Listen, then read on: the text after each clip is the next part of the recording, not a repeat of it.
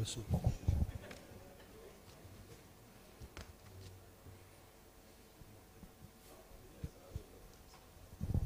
طيب, it's my great pleasure to start the session. احنا the first الدكتور علاء الشرابي مش هنا, مش كده؟ Okay. أستاذ دكتور هشام شرف, اتفضل. He's going to talk about role of vacuum assisted therapy in the treatment of post-phlebetic ulcers. Thank you, Mr. Chairman. Bismillah ar-Rahman ar-Rahim. I want to thank the organizing committee for invitation of this fruitful meeting and the meeting of my dearest friends in this conference. I want to discuss the role of vacuum therapy in treatment of post or resistant post-phlebetic ulcer after we exert our efforts for treatment and there is no response.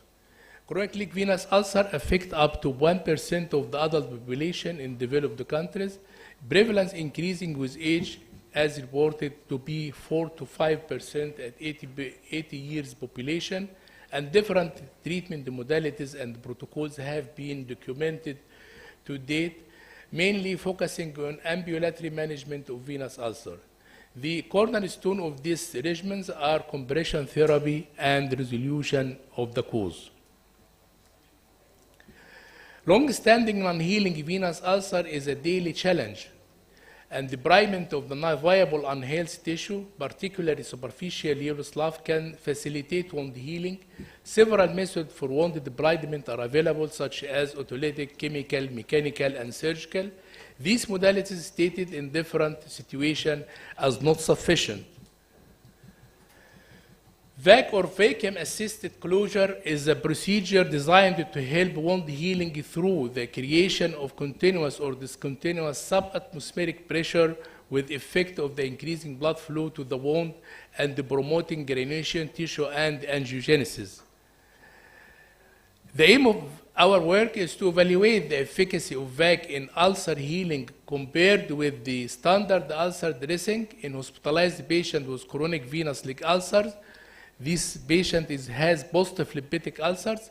Also, evaluation of the effect of VAC therapy in recurrence rate and the pain release and the improvement of the quality of life. This study is prospective, descriptive study. The sample is 30 patients presented to the vascular surgery department at Mansour University. The study population patient with post-phlebetic ulcers who were resistant to healing for more than 3 months were electively chosen for VAC therapy. All patients aged from 80 to 70 years with non-healed chronic venous ulcer for more than 3 months, and the ABI is above 0.9. The exclusion criteria: patient with known allergy to the dressing used in the study, untreated osteomyelitis, presence of tumor tissue by biopsy, primary varicose veins complicated by venous ulcer.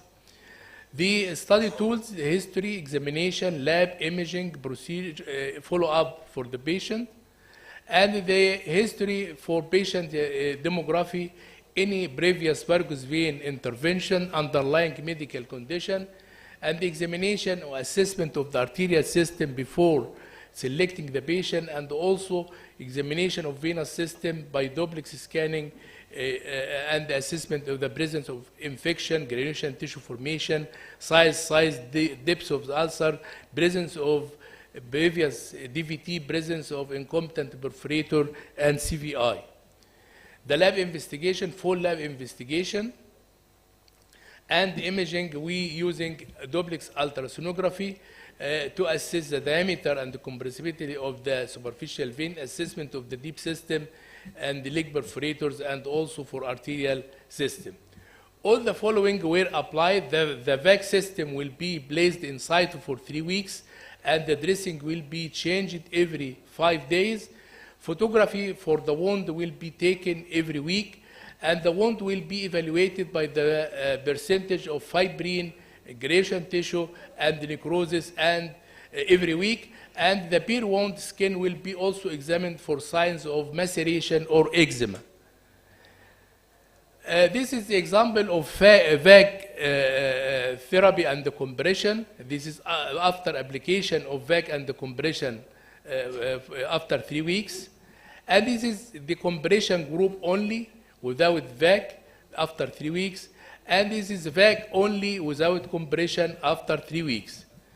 This is the demographic data of the patient. There are no statistical significance between the group of 3 types of patient. And also the risk factors. There is no difference between the all patient. And for the venous insufficiency and the leg perforator, there is no significant difference between the 3 groups, group for compression only, and the group for VAC, and the group for VAC and the compression. The venous insufficiency and the leg perforator, between the study group, there is no difference. Most of the patients are symmetrical as regard the presence of perforator and the affection of the deep and superficial venous system. And also for following among the study group, there is statistical significance improvement of the patient with using VAC and the compression therapy. The p-value is 0.5 for patient using both modalities, VAC and the compression therapy. The conclusion, the current study showed that the compression plus VAC group had statistically significant faster closure duration than the other compression group. About 50% of the studied cases in compression plus VAC group had complete healing within 3 weeks of the procedure, and 40% of them had total closure after 3 months. Compression group showed the worst rate of wound closure after the procedure, as 20% of this studied group had complete healing after 3 months. Thank you.